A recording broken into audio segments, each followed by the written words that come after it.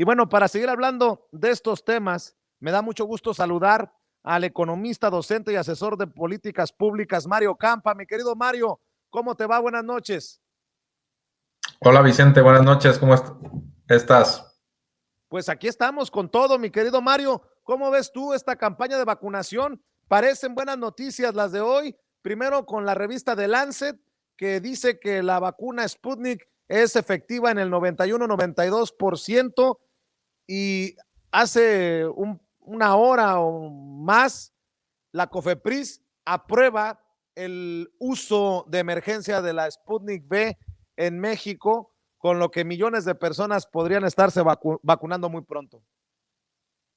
Sí, es una gran noticia, ¿no? Es algo que ya se veía venir, honestamente. La vacuna está mostrando buenos resultados en Rusia, está mostrando buenos resultados en Argentina. Han solicitado su uso otros países que quizá no tenemos tanto en el radar, pero Bolivia, Ecuador, creo, si no me equivoco, algunos países en Medio Oriente han solicitado utilizar Sputnik. ¿Por qué? Porque estamos en un escenario donde las farmacéuticas no solo están batallando para cumplir con sus encargos, sino que además están cobrando bastantes por cada una de esas dosis. Estamos hablando de que los países necesitan cientos de millones o miles de millones de dosis, y las farmacéuticas, sabiendo que tienen pues el control de la producción, las patentes, pues están permitiendo que los países pujen el precio al alza, ¿no? Entonces la Sputnik es una alternativa más, pero además es una alternativa económica que no requiere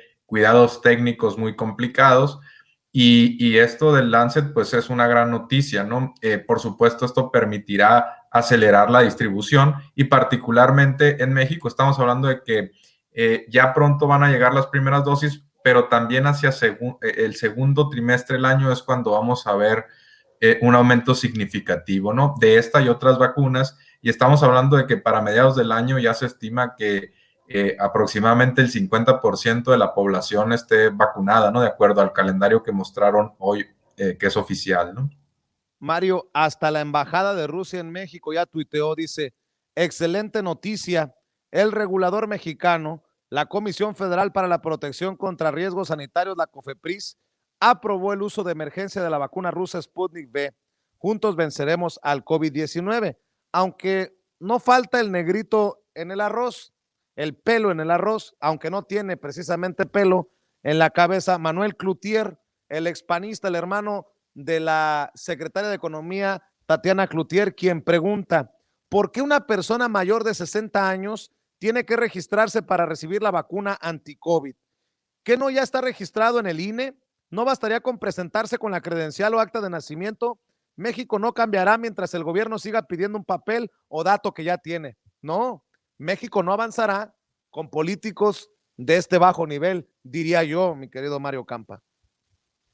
Bueno, sí, los políticos, incluyendo Lili Telles también, que solicitó hoy que, bueno, si no, hasta no haberse aprobado por la FDA de los Estados Unidos o en Europa, ¿no? Imagínate. En el caso específico de Manuel Cloutier, bueno, a ver, tenemos que justo por ese motivo de que no podemos depender enteramente de un sistema electrónico o de una sola ruta, es que tenemos a las brigadas correcaminos yendo también y además ofreciendo este servicio de ir a las casas de los adultos mayores, que además lo ideal es que no estuvieran tampoco mucho en contacto en los centros médicos.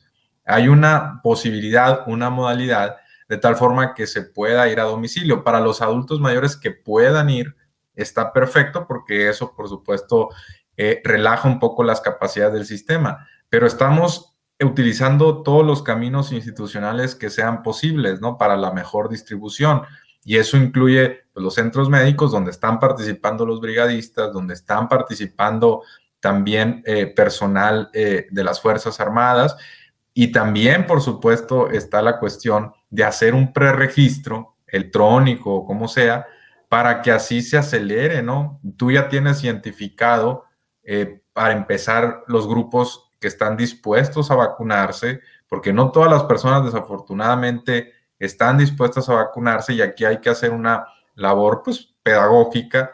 Incluso los políticos que están causando ruido de fondo y que están cuestionando la efectividad o la eficacia de las vacunas, pues hacen que la gente tenga dudas, ¿no? No ayudan honestamente a que las personas estén deseosas de ir a dar sus datos y que les llegue la vacuna, ¿no? Por supuesto, el mecanismo de preregistro lo que hace es que también acelera para que tú tengas identificados cuáles son los adultos mayores que en este momento más lo necesitan. Y además hay una etapa en que se va a empezar con los de mayor edad y paulatinamente se va a ir reduciendo hasta llegar a los de 60 años, ¿no? Yo creo que va a ser un esfuerzo titánico, pero tuvimos una buena dosis, una buena probadita con las brigadas correcaminos que pudieron en los cientos de miles ya tener en un solo día, incluso cientos de miles de inoculaciones, ¿no? Entonces creo que vamos a buen ritmo y por supuesto estaremos viendo escalonadamente cómo de febrero a junio vamos a ver una gran implementación y después de eso, por supuesto que va a continuar, ¿no? A junio se estima más o menos el 50%, pero hacia finales del año ya estaríamos llegando a un 80%, ¿no? Más o menos. Así es. Oye, Mario, tú que estás en Sonora, ¿qué piensas? Bueno, por cierto, qué mal está yendo a la Sputnik-fóbica Lili Telles. Hoy también se inició una petición en change.org para pedir su desafuero, una petición lanzada por Demián Duarte, este comunicador de Sonora Power. Hoy lo entrevisté en Sin Censura temprano. La petición tenía 700 firmas y hoy la acabo de abrir para hacerte esta pregunta y veo que hay ya 15,000, casi 15,800 personas que han firmado. Dicen que en esta petición que Lili Telles ha traicionado a los sonorenses porque no está representando los intereses que la llevó al puesto. ¿Tú cómo lo ves? Lili Telles, de plano, ya podemos mostrarle el camino a la salida en su carrera política. ¿Cómo ves? ¿Esto le perjudica, le beneficia a su imagen? Bueno, yo creo que Lili Telles está haciendo justo lo que hacía como periodista, ¿no? Que es generar cierta atención mediática, apostando que eso le va a generar simpatías. No creo que sea honestamente la ruta adecuada, además de que ha abandonado por completo los intereses de los sonorenses, ¿no? Finalmente es una figura del Senado, emana de una votación que se da en Sonora enteramente y la senadora no ha puesto un pie en Sonora, ya no, lo que dijo en campaña que iba a lograr no lo ha seguido buscando, y este mecanismo que creó un periodista, un comunicador, pues es una forma de presionarla, ¿no? Para que recuerde qué fue la que la llevó ahí, y fue una ola, no necesariamente su figura, porque ella no había hecho trabajo social, no había hecho trabajo político, y es una ola muy fuerte, un movimiento como Morena, lo que la lleva al Senado, y de repente se lava las manos, se desentiende, y lo que había dicho en campaña resulta que lo cambia y ya no defiende una agenda ciudadana y hasta se va a una fracción parlamentaria que había criticado, ¿no? Hay tweets donde Lili Telles dice que el PAN y el PRI son el origen de los males de México, ¿no? De la inseguridad, de la economía, de las desigualdades, ¿no? De la pobreza, y ahora resulta que se une al grupo parlamentario del PAN. Entonces ahí su congruencia pues ha quedado mucho a deber, y esta petición pues ya va justamente en un día en más de 15,000 firmas, como dices, Vicente, y me atrevería a decir que pues tranquilamente puede llegar a 50, ¿no? Con el ritmo que lleva, y quién sabe si eso de para más, pero sí sirve para visibilizar que en Sonora, y yo me uno a este desencanto, no estamos muy conformes con su desempeño legislativo, y eso la debería llevar a reflexionar sobre la ruta que ella misma optó por recorrer, ¿no? Nadie la presionó, e incluso ella en libre conciencia tomó otra ruta y pues se fue por la libre, no más que la libre resulta que va en contra de aquello que la puso ahí, en contra de muchos sonorenses que tenían la esperanza de que una vez que llegara ahí mantuviera su palabra, mantuviera lo que había prometido en campaña, y ahora se ha convertido en una figura pues francamente visceral, que incluso está cayendo en fake news, y está desorientando a la población con lo que está diciendo, ¿no? Se ha vuelto una figura tipo Trump, digo, guardadas las proporciones, pero al parecer esa es su estrategia, ¿no? Generar mucha atención. Ahora, Vicente, yo te digo una cosa, aquí Lili Telles sigue pautando anuncios en Facebook, es decir, gastando, ¿no? Esto es algo que pueden checar en la biblioteca de anuncios de Facebook. Yo no sé qué intenciones tiene, si está preparando algo para 2024 o cuál sea su siguiente movimiento o quién la está patrocinando, esa sería otra pregunta. Pero de que está pautando publicidad en Facebook aquí en Sonora, ¿no? Pues tal vez buscará sacar la cabeza del basurero de la historia para el 2024, no lo sé, pero me llama mucho la atención que ni Twitter le haya suspendido la cuenta con sus declaraciones controversiales, vamos a. Pero ya no hablemos de Lili Telles, ya me bloqueó en Twitter, no te vaya a bloquear a ti también, Mario Campa, Otro y más. te vaya a entrar el insomnio como a mí. Por varios días no pude dormir, pero en fin, a ver. Sí. ¿Qué piensas de esto que publica la revista Forbes en México? Porque no sé si se trate de un intento de golpeteo que apunta a que el fideicomiso eliminado por Morena, por aquel voto de eliminar los fideicomisos, financia la vacuna mexicana, el Fondo Institucional para el Desarrollo Científico, Tecnológico y de Innovación, el FORDECIT, desaparecido en 2020 por los diputados de Morena, financia con 135 millones de pesos a la empresa laboratorio Avimex para que desarrolle y fabrique la vacuna contra el COVID-19. Yo he escuchado que los proyectos que lo ameriten pueden seguir recibiendo fondos a pesar de que haya desaparecido el fideicomiso. ¿Qué piensas de esto que publica la revista Forbes? Mira, no he leído con detenimiento el artículo, pero durante muchos años en México los subsidios a las empresas que hacían supuesta innovación y desarrollo realmente no dejaban mucho que desear en términos del bien común, ¿no? A veces parecía que simplemente se iba a su estado de cuentas directamente a la utilidad, ¿no?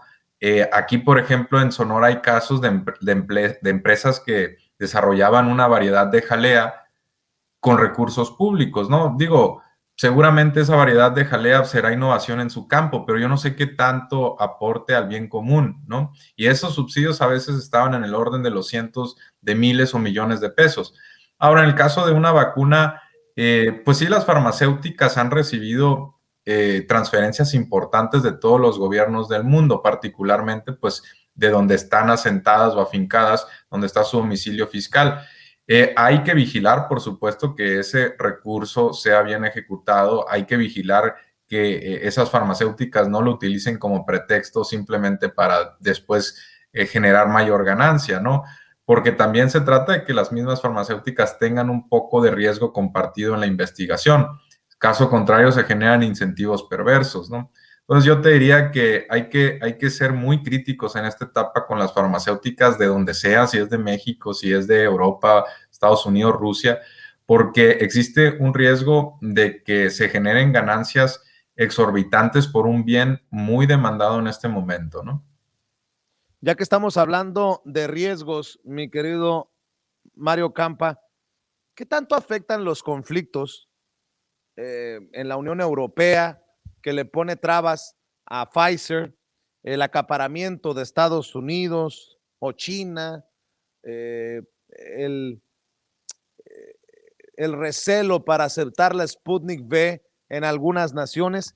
Y todo esto, ¿cómo afecta, si tiene un efecto, en cómo se le cumplirá a Marcelo Ebrard y a Hugo López Gatell lo que han acordado y lo que han anunciado con bombos y platillos? Porque ya estaría fuera de su control, pero me enfoco en México por las razones, Mario. Sí, bueno, hay algunas cuestiones que eran francamente previsibles, ¿no? Desde el comienzo de la pandemia, que iba a haber aquí factores de geopolítica en juego. Es gran parte de por qué se ha generado el rechazo hacia la vacuna Rusia, cuando si fuera de cualquier otro país seguramente no hubiera generado el mismo rechazo.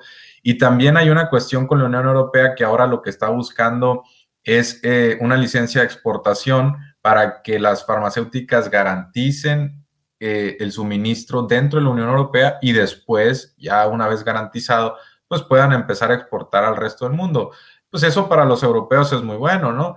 Pero el problema es que de eso deja a muchos países fuera de conseguir un bien muy escaso y que es producido generalmente en los países desarrollados. Las farmacéuticas generalmente están en los países desarrollados, ¿no?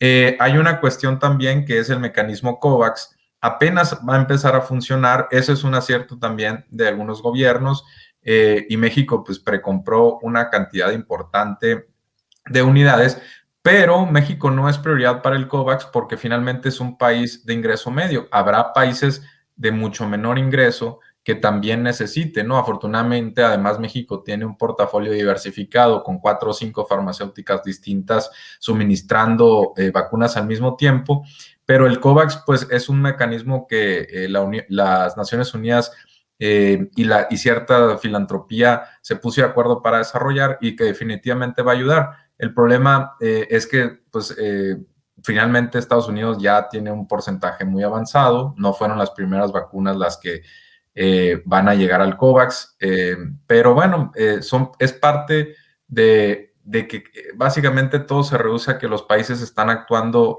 en su propio interés, protegiendo a sus poblaciones, pero eso nos puede llevar a un escenario mundial no necesariamente óptimo, ¿no? No necesariamente el mejor, porque hay todavía más de 100 países, 120 países que no han vacunado a un solo de sus médicos o enfermeras, ¿no?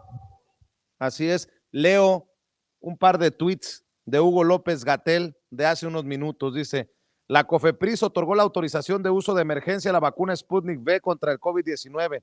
Esto hace posible que se importe desde Rusia para su uso en México. Tendremos una nueva vacuna en el repertorio, segura y con eficacia del 91.8%. La eficacia estimada de la vacuna Sputnik V es 91.6% eficacia general, 91.8% para adultos mayores de 60 años y el 100% contra casos graves. Y en el último tuit de hace aproximadamente 30 minutos, Hugo López Gatell escribe, nos da mucho gusto constatar la importancia que da el pueblo de México a vacunarse contra el COVID-19 para protegerse y proteger a los demás. Tengan paciencia, la plataforma de registro de personas adultas mayores ya se trabaja para ampliar su capacidad. ¿Con qué reflexión cerramos, querido Mario Campa, esta noche? Bueno, con una reflexión creo optimista, ¿no? Por ahí he escuchado a algunos médicos importantes decir que una vacuna con más de 70% es bastante buena, ¿no? Lo que pasa es que las primeras que salieron tenían efectividad de 90, arriba de 90%, y eso pues también puso el estándar alto, ¿no? Pero en general estamos sacando buenas vacunas a nivel mundial. Y creo que la aprobación de la vacuna Sputnik tiene dos ventajas. Una, que está disponible casi inmediatamente, ya van a empezar a llegar cargamentos, pero la otra es el costo, ¿no? Es una de las vacunas más económicas que además su uso logístico es menos demandante, ¿no? Tenemos varias ventajas con la vacuna Sputnik y por supuesto que la aprobación de COFEPRIS es algo que abona, ¿no? Que va finalmente, a lo mejor no nos damos cuenta porque es difícil calcular un contrafactual, pero va a salvar muchas vidas, ¿no? El hecho de que esté llegando Sputnik y también en su momento llegarán CanSino, la China y otras vacunas, pero creo que soy optimista y en poco tiempo esperemos que empiece a declinar la mortalidad en México, ¿no? Pues querido Mario Campa, ¿por qué no cerramos invitando a la gente para que te apoye en redes sociales? Claro que sí, Vicente, muchas gracias. Un gusto estar aquí como siempre. Mi Twitter es @mario_campa. Ahí con gusto nos leemos. Te mando un abrazo, Mario. Me da mucho gusto saludarte y estamos al pendiente con las cosas positivas y las sorpresas que traemos entre manos para la audiencia de Sin Censura.